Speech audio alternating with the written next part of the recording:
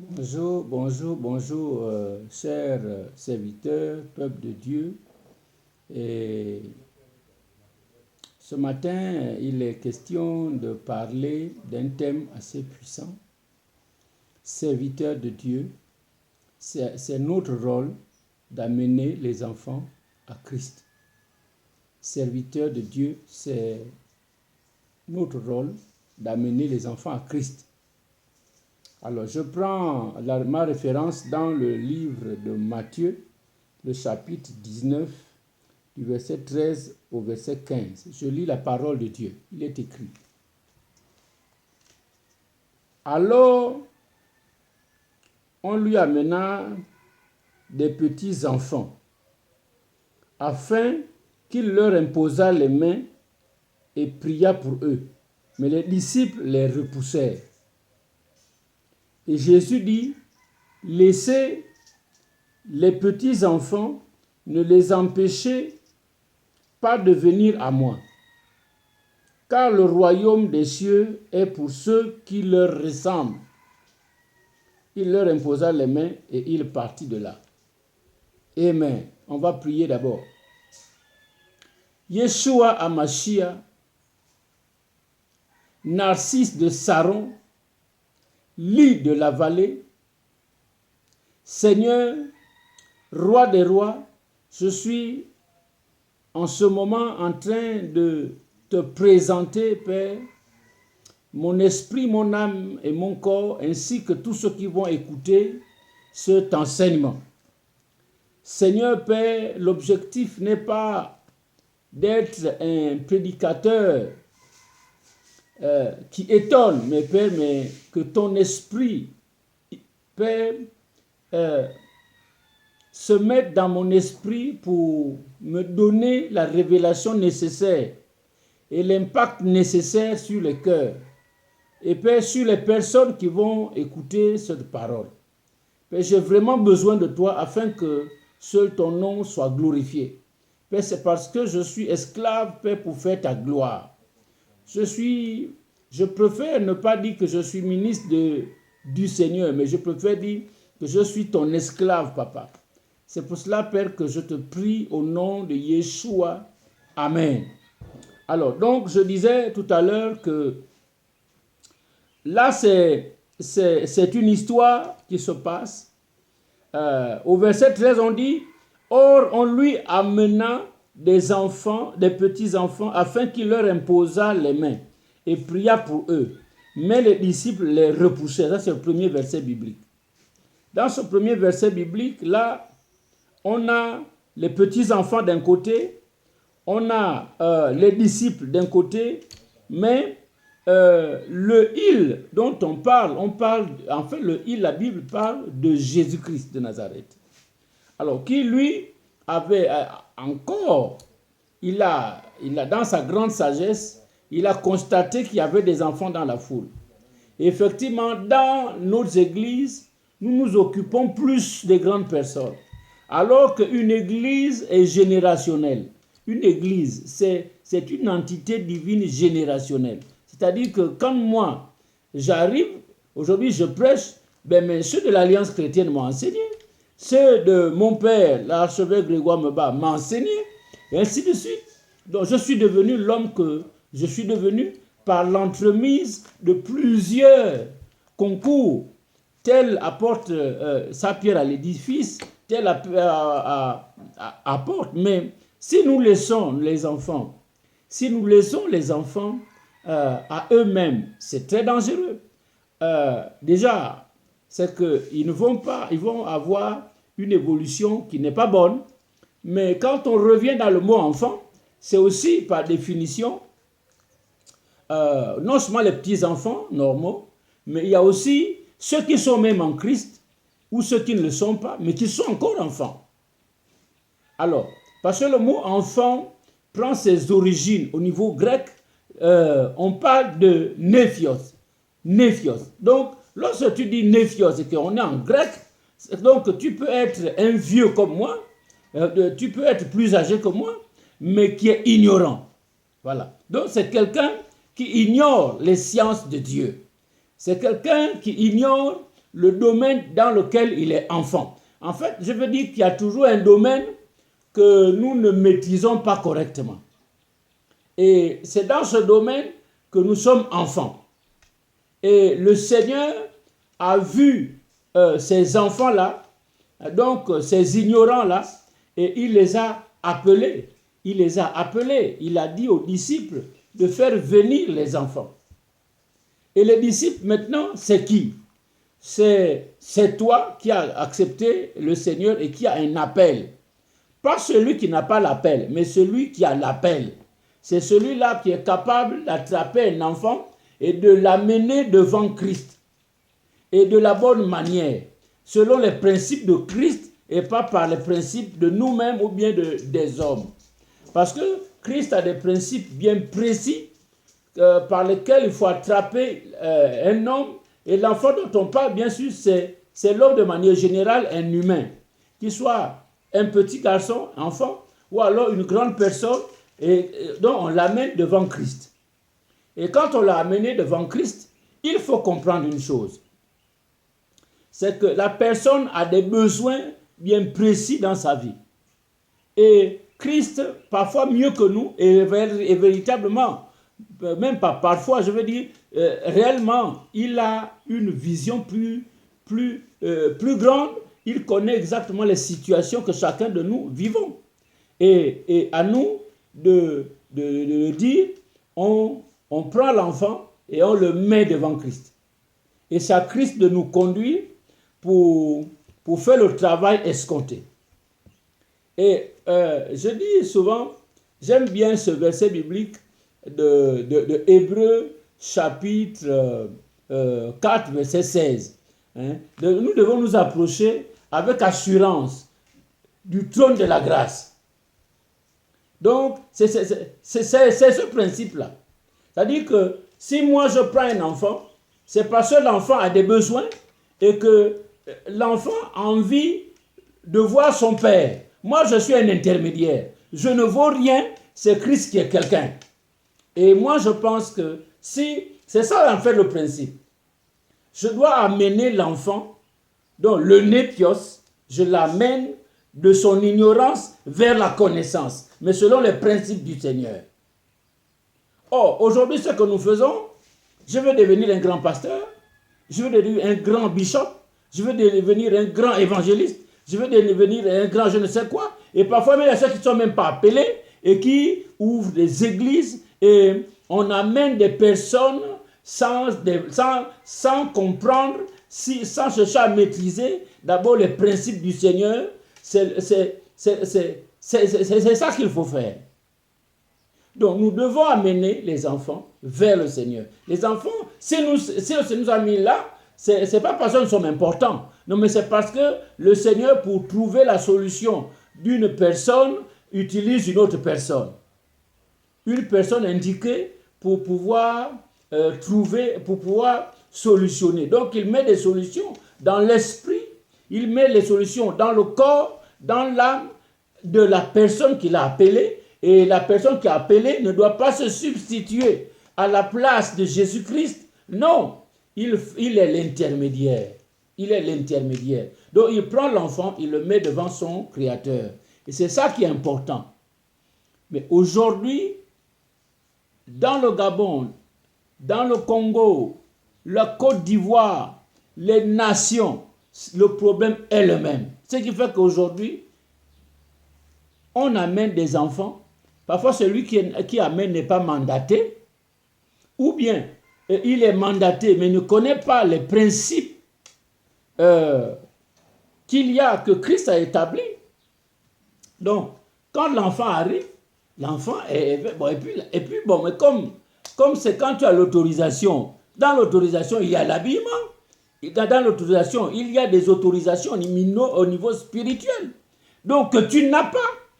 Alors, à partir de là, que je n'ai pas, ou bien si donc j'amène l'enfant, je ne suis pas la personne idoine, je ne suis pas la personne appelée, choisie pour faire ce travail. Donc, même si j'ai ma volonté, elle ne me qualifie pas pour prendre quelqu'un et l'amener devant Christ. Et à partir de là, même mon argent, Je peux avoir l'argent, je peux avoir beaucoup d'argent, mais ça ne me qualifie pas d'être un pasteur, ça ne me qualifie pas d'être un évêque. Je suis désolé, mais il y a des principes bien précis. Et donc je disais que quand je suis choisi, je suis revêtu. Il y a des revêtements de puissance, il y a des autorisations au niveau spirituel. Alors, donc, à partir de là, quand je fais les choses, alors l'Esprit de Christ, qui est l'autorisateur, qui est l'esprit de l'autorisation, en fait, il me met dans une situation qui fait que, en fait, même celui que j'amène va rentrer dans de bonnes conditions. Mais aujourd'hui, il y a l'amalgame. On doit restaurer la parole de Dieu. On doit restaurer nos ministères. On doit restaurer les principes, c'est-à-dire revenir aux principes du Seigneur et faire le travail, pas selon ce que nous voulons faire, mais selon les stratégies du Seigneur. Et à partir de là, quand le Seigneur dit, on lui amena des petits-enfants afin qu'il leur imposât les mains. Il avait un travail, il y avait un but à atteindre. Le Seigneur ne travaille, il n'est pas quelqu'un qui n'est pas organisé. Il est quelqu'un qui travaille suivant un but. Il gère ces choses par objectif.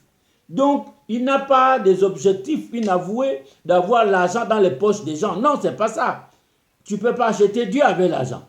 Mais lui, alors il avait, quel était le but? Il devait leur imposer les mains. Et puis prier pour eux. C'était ça le but. C'était ça le but. Donc il fallait qu'il impose les mains et qu'il prie. Donc l'onction et la parole pour construire ses enfants. Parce que c'est sûr, assurément, il avait vu quelque chose. Il avait vu quelque chose. Il avait décelé que dans leur vie, il y avait quelque chose, il y avait des besoins. Il y avait des besoins qu'il devait mettre devant lui pour que lui, il arrive à les résoudre, qu'il résolve ces différents problèmes.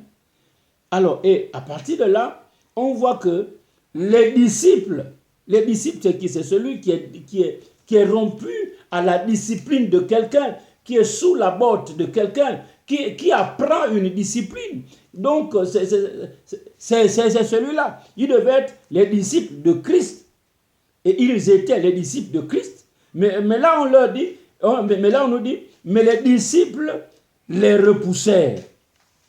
Donc, moi, je suis le sous-fifre de quelqu'un. Et puis, bon, c'est moi qui ne veux pas que son entreprise marche. Il y a un problème. Il y a un problème. Chers serviteurs, chers pasteurs, membres du gouvernement, quelle que soit la paix, parce que la parole de Dieu ne s'adresse pas seulement à l'Église, elle s'adresse à la nation, mais elle s'adresse aussi à toute personne. Moi, je suis ministre, mais il y a le président de la République qui a besoin que les choses marchent d'une certaine manière. Je peux être une pierre d'achoppement pour la bonne marche du gouvernement et des choses de l'État. Je peux être dans une entreprise. Et pendant que le chef d'entreprise a des besoins bien précis, moi, mes besoins peuvent être en porte-à-faux par rapport à ses besoins. Et je ne fais que ce que je pense. Et là, je ne fais pas les choses pour lesquelles je suis payé. La même chose dans les études. Au Gabon, par exemple, et un peu ailleurs, chaque fois qu'il y a la rentrée, les enseignants grèvent. Chaque fois que c'est la fermeture, les enseignants grèvent. Bon, on fait comment? L'éducation, le tissu éducationnel du Gabon doit être stable pour le souci du bien-être des enfants gabonais et bien sûr des autres frères qui nous ont retrouvés.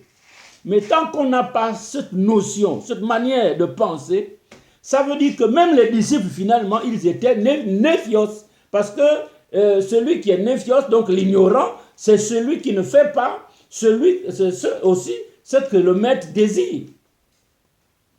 Oui, c'est aussi parce qu'il faut comprendre que les groupements humains fonctionnent suivant des principes bien précis. Il y a une psychologie des groupes. Il y a le chef qui est en haut et les autres sont en bas.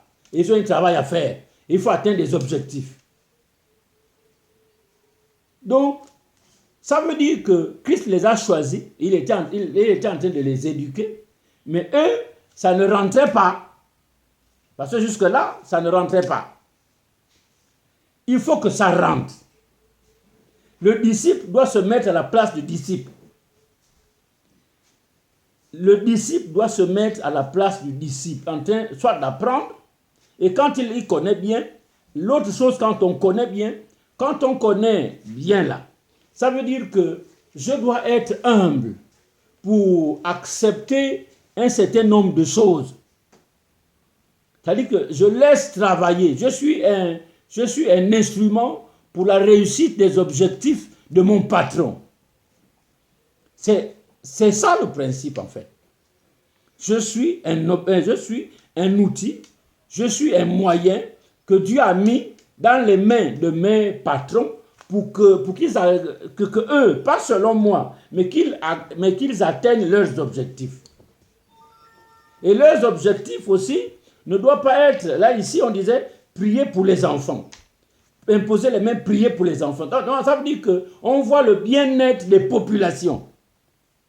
Donc, et le gouvernement, et comment on appelle, et le chef d'entreprise, et les églises, quel que soit le groupement humain, chacun doit rechercher le bien-être de ceux pour qui nous avons été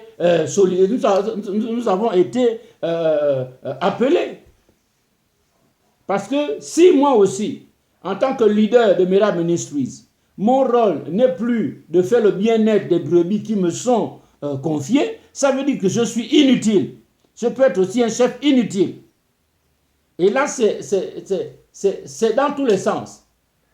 Et si je ne suis pas dans l'utilité et que je suis dans l'inutilité, ça veut dire que la gangrène de l'ignorance aussi est en train de rentrer sur moi. Et que je suis inutile. C'est-à-dire que ma présence est égale à mon absence. Parce que c'est la parole. Là, c'est la parole. Là, c'est pas moi qui parle. Je parle, c'est la parole. C'est la parole. Les problèmes dans une nation, les problèmes dans une nation, les problèmes dans un groupement humain, les problèmes dans, une entreprise, dans un système économique, dans l'industrie arrivent, c'est ça la base. Lorsque les objectifs qu'on a fixés là, on les a fixés et que les ayants droit n'iront pas dans le bien-être, le Seigneur brise ça. La même chose. Moi, je suis sur Merab Ministries. Ça fait bientôt 30 ans, sinon plus de 30 ans. Je sers le Seigneur. Mais, si les objectifs des enfants de Merab ne sont pas atteints, ça veut dire que je suis inutile. En tant que fonctionnaire, si moi, en allant au travail, je ne fais pas, en tant que collaborateur, quelque chose qui va agréer le cœur de mon directeur général, je suis quelqu'un qui mange l'argent gabonais inutilement. C'est aussi simple que ça. Donc, celui qui a été choisi, là, le disciple, là, il doit se réformer. Les disciples là, devaient se réformer. Et dans se réformer, il y a la formation. Dans se réformer, la formation, après, il faut utiliser les acquis de la formation. Je suis en train de parler, chers serviteurs, c'est ça le thème. Chers serviteurs, amenons les enfants vers leur Père. Il faut qu'on amène. Parce que pourquoi on refuse d'amener? Il faut qu'on amène. Jésus a besoin de ces enfants-là. Il sait quoi en faire. Nous, notre histoire, c'est d'amener. Nous, c'est d'amener seulement. Si on n'amène pas, on retourne chacun dans son village, on fait les champs. Donc, je disais que dans les disciples les repoussèrent. Ils travaillaient ils travaillaient contrairement à la volonté de Christ, les disciples. Alors, combien de serviteurs, combien de conseillers de tel président, ou bien de tel ministre, ou bien combien de ministres par rapport au président, combien de pasteurs par rapport à l'homme de Dieu, par rapport dans une entreprise, combien d'ouvriers par rapport à telle personne qui sont des pierres d'achoppement pour l'évolution de l'entreprise, du gouvernement, de la nation, de l'église et de tout ça. Il faut une prise de conscience. Il faut une prise de conscience. Et vous savez, il n'y a pas de honte à cela. Il n'y a pas de honte à cela.